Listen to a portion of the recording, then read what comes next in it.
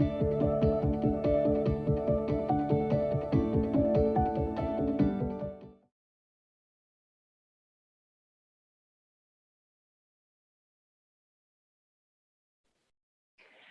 everyone. I'm CHERISH Morrison, Senior Category Manager for MudBay Brands and Sustainability.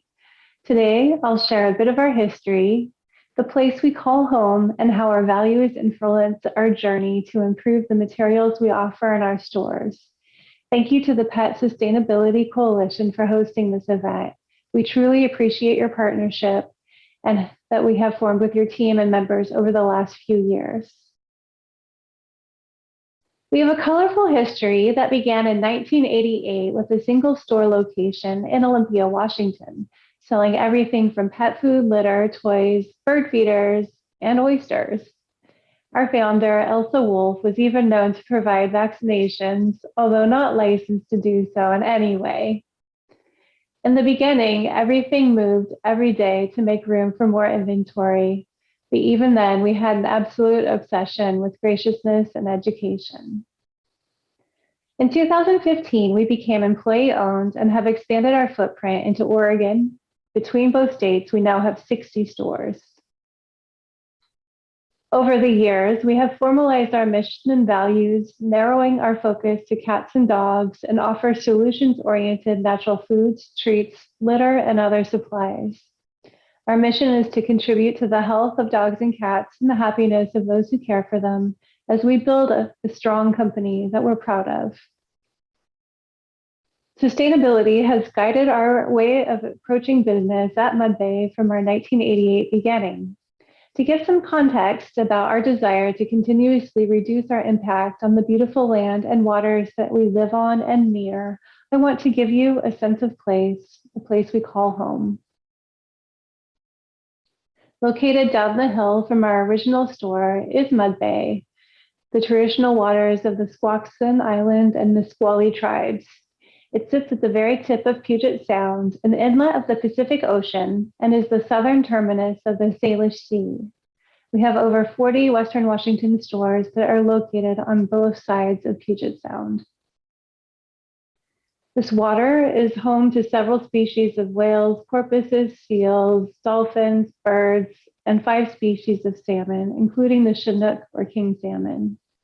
Chinook salmon are the preferred food source for our treasured resident orcas, whose population has been in decline due to impacts from reduced food availability, plastic pollution, and chemical pollution in the environment.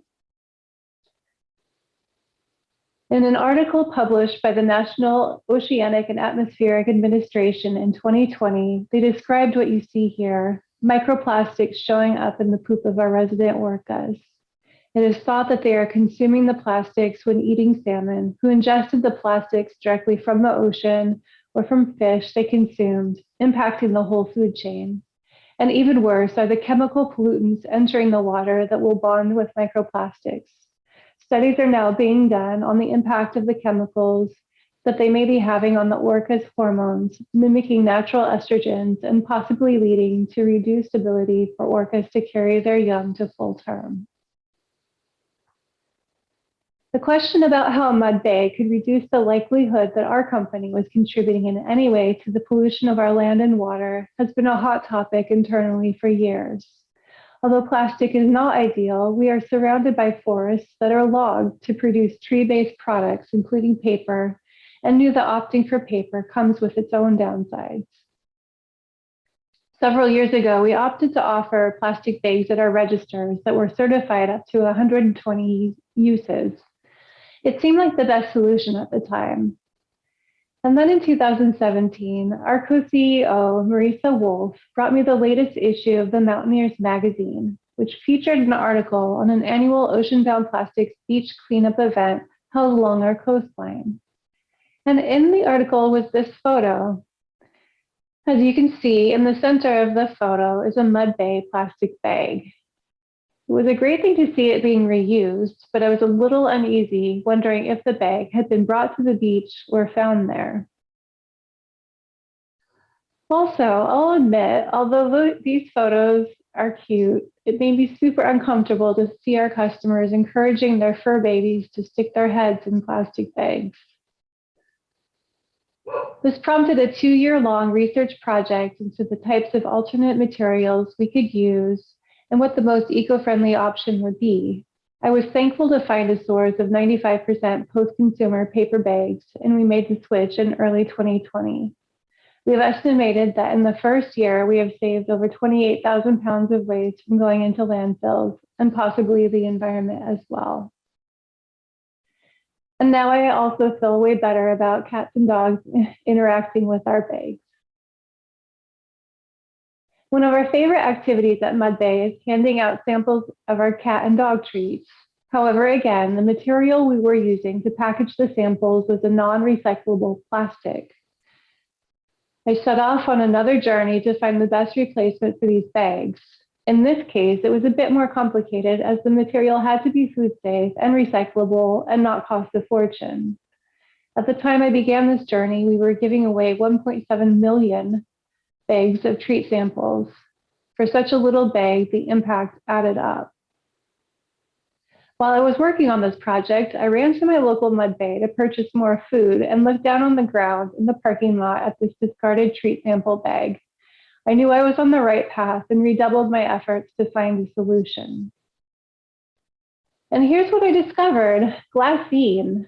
Glassine is 100% pressed paper that is translucent, food grade, and could be customized for our treat sampling program. I was really happy to have found a solution.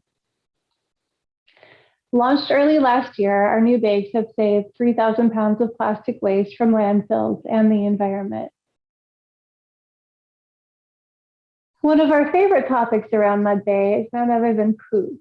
And we had another exciting advancement we made a few years ago in the purchase of Green Pet, a pet waste composting company based in Washington. A few years ago, after being asked the proverbial question over and over and over, what type of plastic is best for poop bags, I decided to do a deep dive into this question. We all want to make the right decision for the environment, but this one is complicated.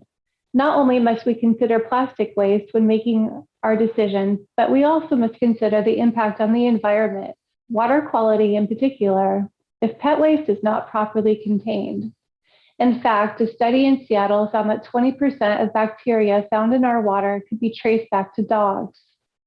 So I reached out to some local water quality experts and learned of the Green Pet Company, one of just a few pet waste composting companies in the United States. We were intrigued by the process and took a tour of their facility, located less than an hour from our office.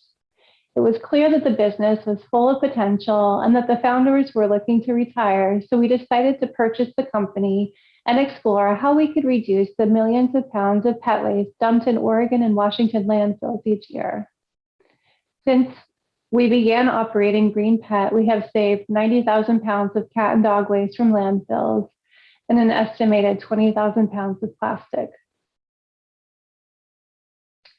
In the spirit of continuous improvement, we will keep focusing our efforts on eliminating non-recyclable packaging from our MudBay branded products and encouraging our customers to not only recycle our packaging, but to find ways to reuse it first. As you can see here, our MudBay peanut butter for dogs glass jar makes a lovely vase. We will also expand our refill program to other categories in the store. All of our efforts over the last few years to reduce non-recyclable materials offered in our stores is only the beginning, and we look forward to many more advancements over time.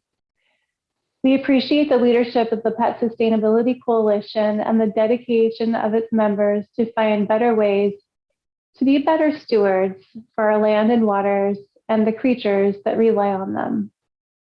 Thank you very much.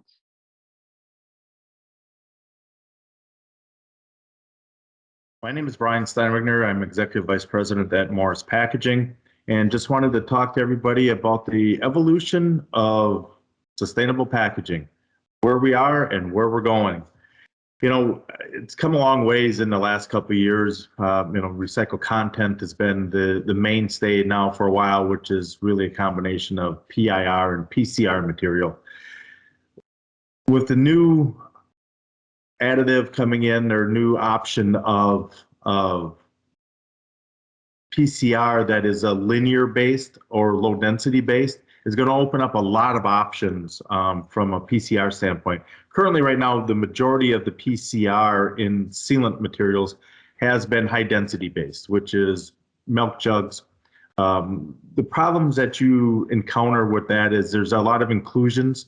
They're larger inclusions within the sealant web, so they're very noticeable generally. And because of that, you can't run a real high percentage of PCR content because it is quite noticeable within the material.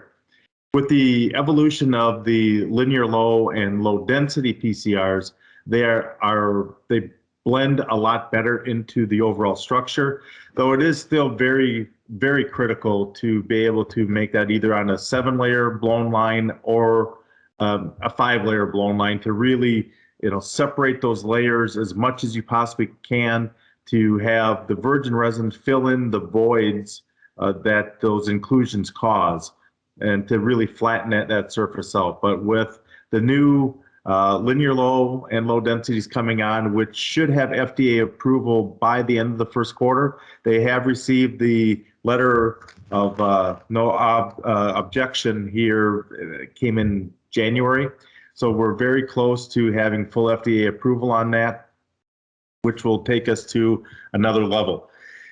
Beyond that, we still have the 100% recyclable, and that's really where we need to drive to, where we need to go. The technology is out there. Numerous companies have the availability to make 100% recyclable structure. It's quite prevalent right now in stand-up pouches.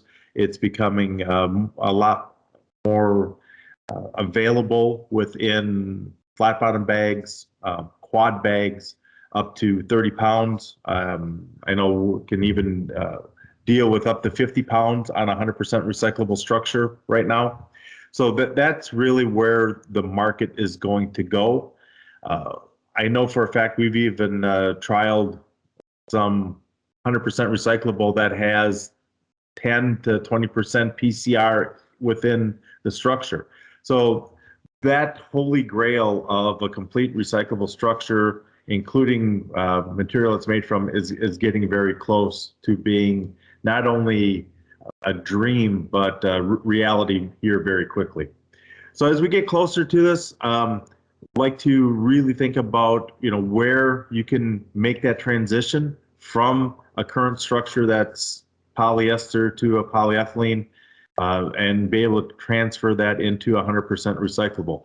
And this also has ability with barrier as well. So with the retained resin and some of that additive in there with EVOH that is now 100% recyclable as well, really opens up a multitude of options that you can have for your packaging.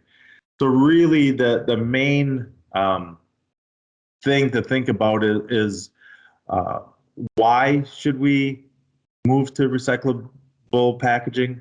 But the real question is, why not? So ask yourself, why not make that move? I really look forward to answering questions here coming up in the Q&A part of the TED Talks, and looking forward to those opportunities. Again, thank you for the time, and look forward to talking to you soon.